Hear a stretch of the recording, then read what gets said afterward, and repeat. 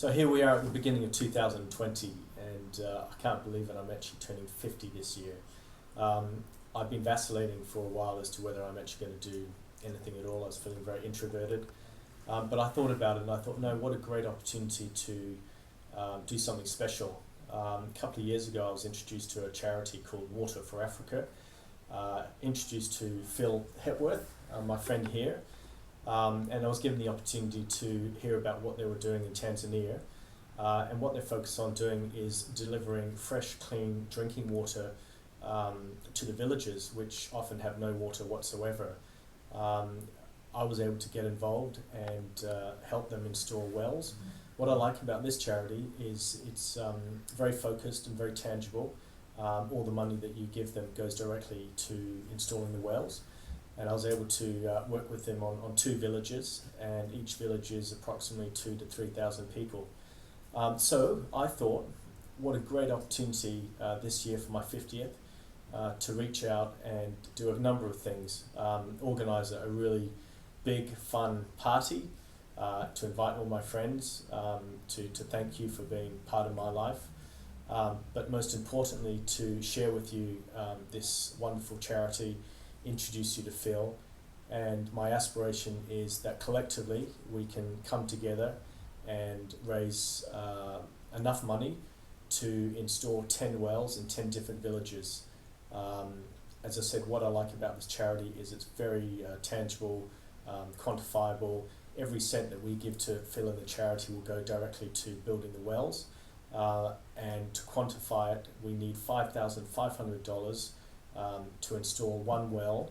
That will also include a 5-year maintenance contract. So we know once the well is installed, the villagers are receiving and enjoying the fresh, clean drinking water for a 5-year period. So my thoughts are, my birthday's on the 23rd of April. On the 26th, it's a Sunday and there's a public holiday the following day. I'd like to invite you to join me for my party at Coast Bar down at Port Beach, Fremantle. And on that day, I'd like to invite you, if you wish, and if you'd like to donate to help me raise $55,000.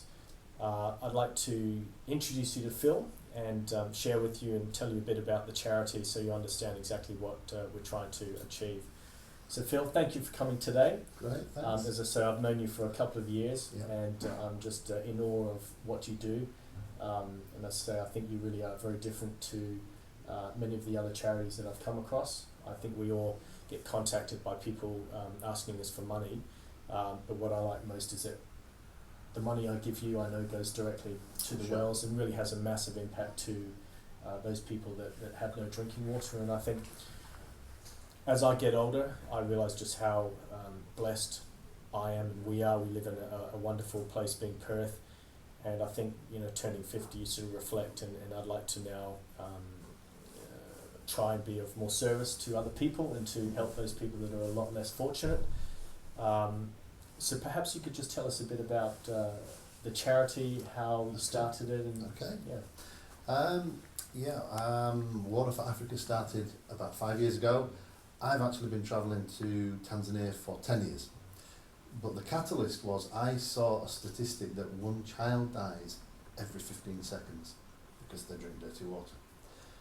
And there's a lot of people talk about being a global citizen and doing good, and as a nation, I think we do that well. But for me, it was like a step further where, what can I do? And it led me to get on an aeroplane and go to Africa, and I came across people that live in a mud hut, probably as big as your gazebo from Bunnings, a 3x3. They live in a mud hut with mud walls, mud floor, grass roof, separated into 2. They sleep in one half, they live in the other, and they have nothing. And I found people travelling huge distances to get dirty water. The river might look clean, but it depends what's happening upstream. And this is where the problem is. Cattle come to drink, people come to drink. When the cattle are there, they defecate and urinate, and then you get terrible diseases. What I discovered was one of the biggest killers is diarrhea. Can you imagine our children dying of diarrhoea, and that's what got me.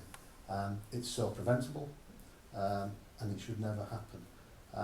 So I decided, hey, let's try and do something. And like I say, last year, Water for Africa gave, in Tanzania alone, 650,000 people clean water, which we think is a great achievement, you know.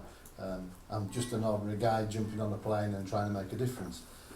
We repaired 150 something wells, and we drilled 21 wells in Tanzania.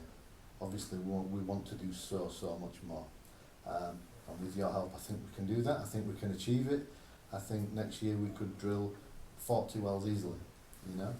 And with your help and people like yourself who are generously wanting to do something, we can actually change the world. I believe we can change the world, really.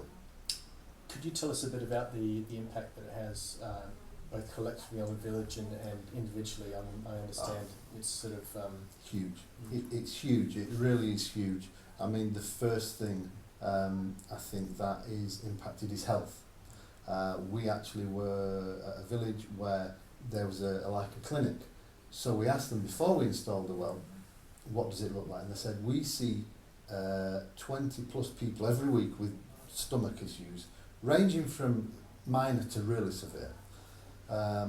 We went back a year after we put the well and we said, what difference did it make? She said, oh, we may see one a month now.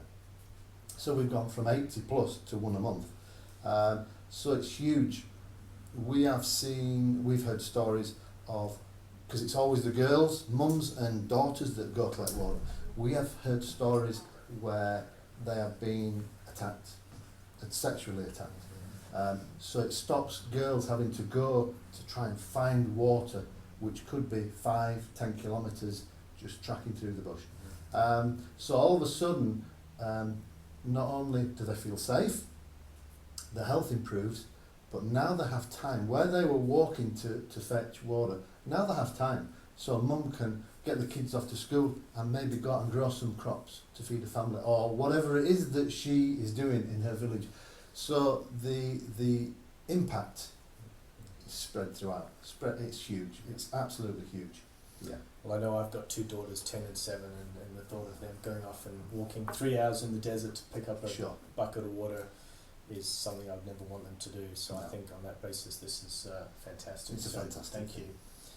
So there we are. This is Water for Africa charity. I'm really hoping that you can join me on the 26th of April and help me raise money for the installation of 10 wells in 2020.